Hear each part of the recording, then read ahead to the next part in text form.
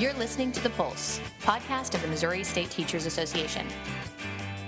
Thanks for joining us. I'm Aurora Meyer, and today Todd Fuller and I are joined by Matt Frenz of SimCityEdu, and we'll be talking about SimCityEdu and how you can use this in your classroom. Matt, let's start by explaining what is SimCityEdu. Hi guys, thanks so much for having me. My name's Matt Frenz. I am the producer at Glass Lab, and SimCityEdu is a game-based learning and assessment tool for middle school students covering the Common Core and next generation science standards. But before we get too deep into what it is, I think it would be best to talk a little bit about why. Why did we build SimCityEdu?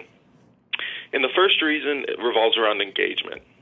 We believe that there's an engagement gap in classrooms today, in a lot of traditional classrooms. And the kids are being surrounded day in and day out by these highly engaging, highly participatory, immersive experiences. And then they get into the classroom and everything slows down. And what this forces a teacher to do is sort of have to become the performer of the classroom, always competing for the engagement and the attention of the students. And so what we're trying to do with SimCityEdu is provide the teacher with a medium that allows him or her to really engage the students on the same level that they're used to being engaged on outside of the classroom, so that teacher can move from the performer in the front of the classroom to what they're best at, being the coach, working one-on-one on a personal level with their students. So we're trying to bridge that engagement gap. The second reason is to help develop real-world problem-solving skills, which, as you guys know, are big in the Common Core. And students, it's not enough for them anymore in this day and age to just memorize facts and have knowledge in their head. They need to be able to apply that knowledge in a real-world context. And so with SimCityEdu, what we do is we give them a series of missions that increase in complexity, where they're basically dropped into an existing city in this video game, and they're being asked to solve a real-world problem in this city. And this really actually deals with the engagement, because believe it or not, what happens, we've seen it over and over and over again with students.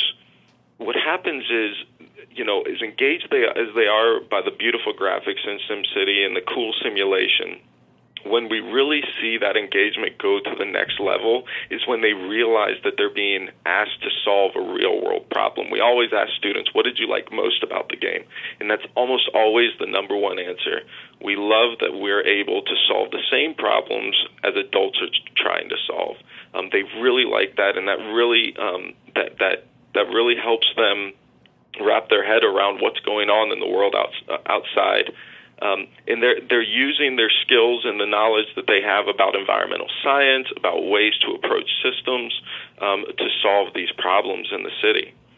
And so the third thing, and this is really where it gets very cool and innovative, is that we're able to capture the learning as it's happening in the game. This is one of the things that's so special about video games.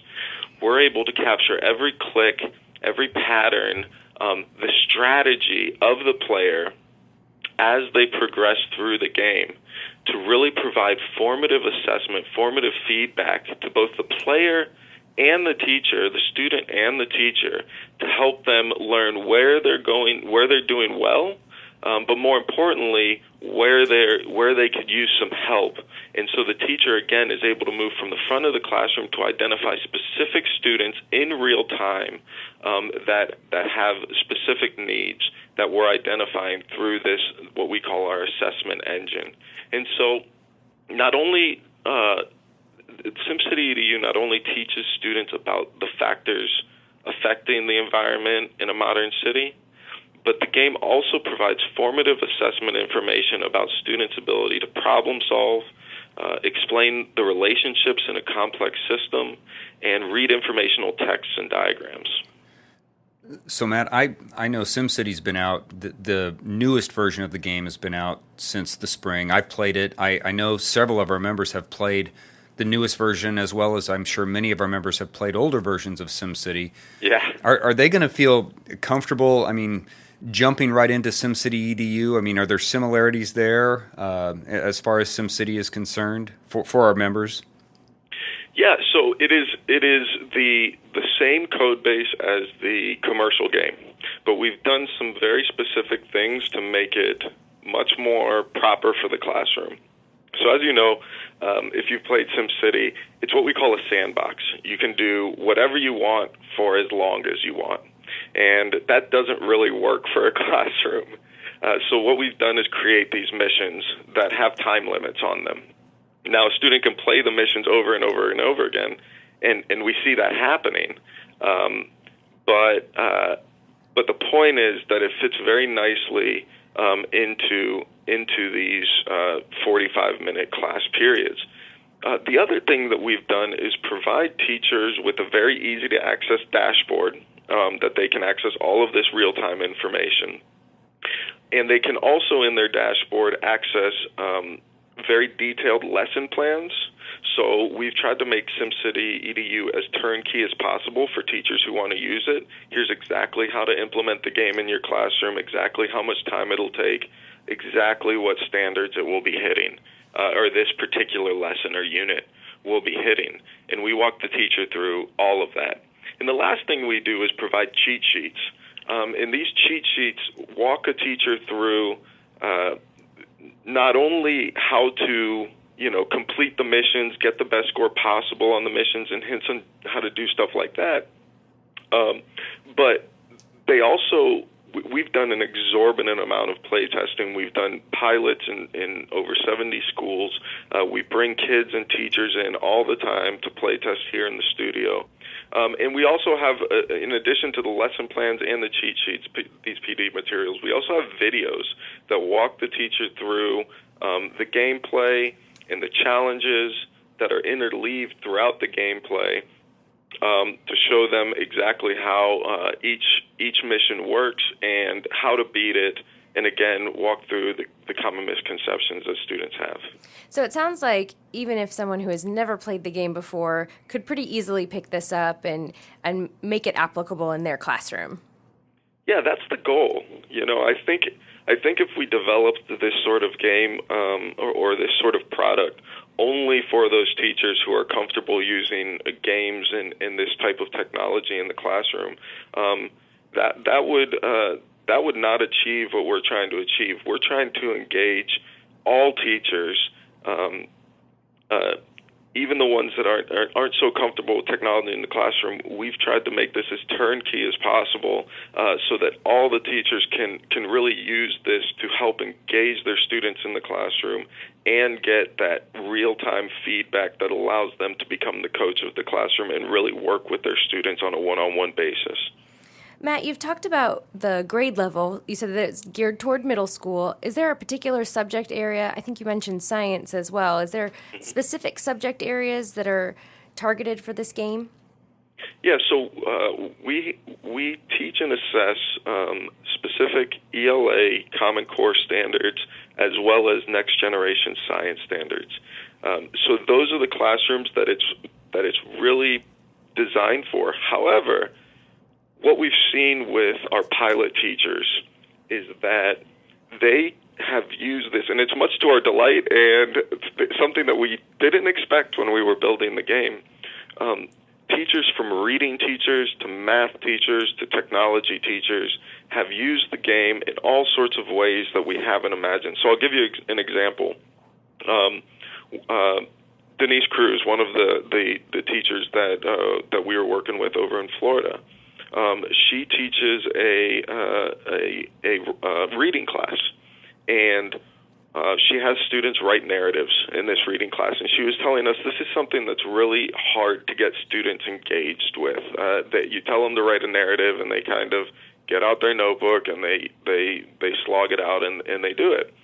Well, what she used the game for, she said, okay, go into the game, explore your city, find the building that you like most. Pick any building that you want, and I want you to imagine the person that's working in that building. And you can actually follow a person that's walking to work or driving to work and gets out of their car and goes inside the building. She says, imagine one of those people, and I want you to write a narrative about their day at work in that building. And all of a sudden, she sees the engagement level go sky high with students that would have otherwise been disengaged and would have just done this assignment because they had to.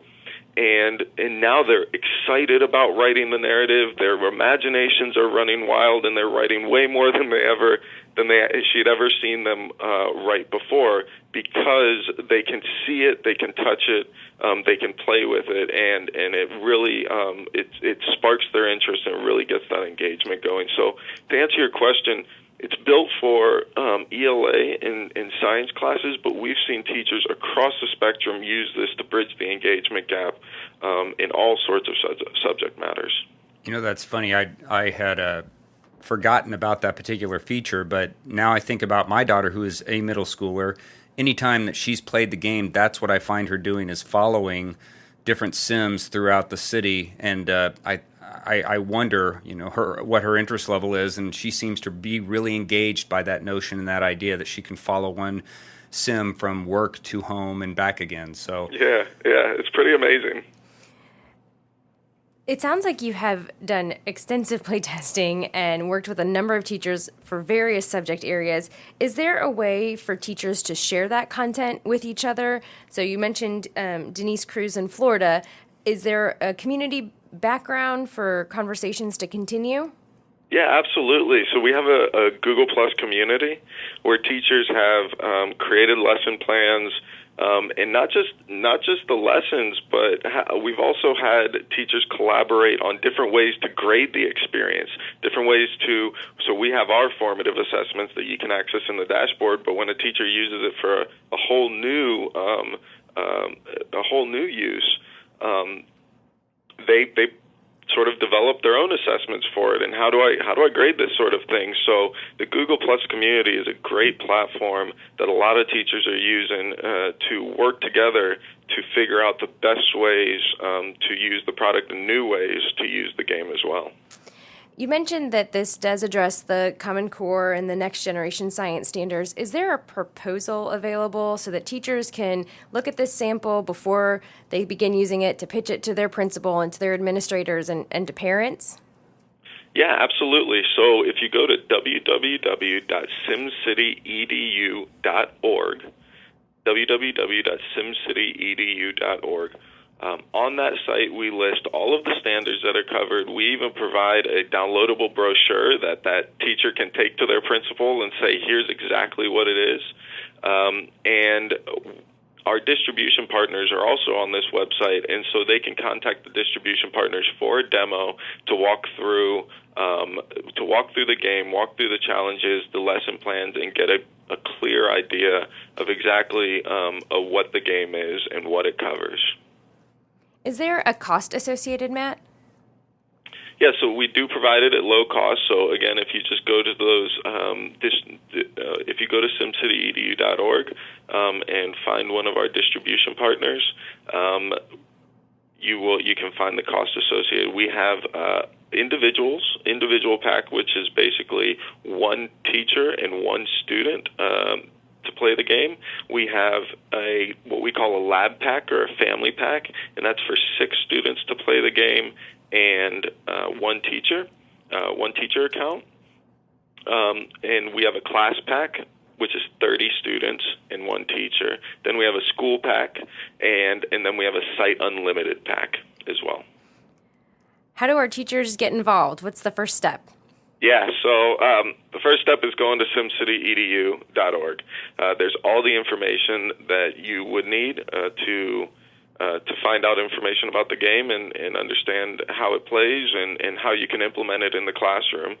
And then once you get on there and you get in contact with our distribution partners, one of our distribution partners, there's that Google Plus community, and I recommend just getting on there, seeing how teachers are using the game, talking to teachers, seeing what they're saying, and that's how you get involved.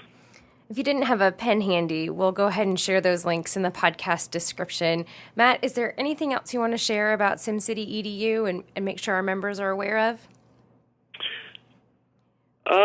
Well, we're just excited. Aurora, this is the first game that Glass Lab has developed, and we're just finding great success in the classroom through our pilots and through our play tests, and we just launched in November, and so give us feedback, tell us what you think, go on that Google Plus community and talk about the game, and we're really looking forward to hearing from you. We're continuously improving the product, making more changes and improvements, making our assessments better and better, and so, there's a lot to look forward to. Well, thank you so much for joining us, Matt. We really appreciate it. And again, we'll have those links in the podcast description if you didn't have a pen handy. Have a great day. Thanks. That's this edition of The Pulse. Thanks for listening. Remember, you can hear this podcast again and our past episodes on our website, msta.org, and on iTunes.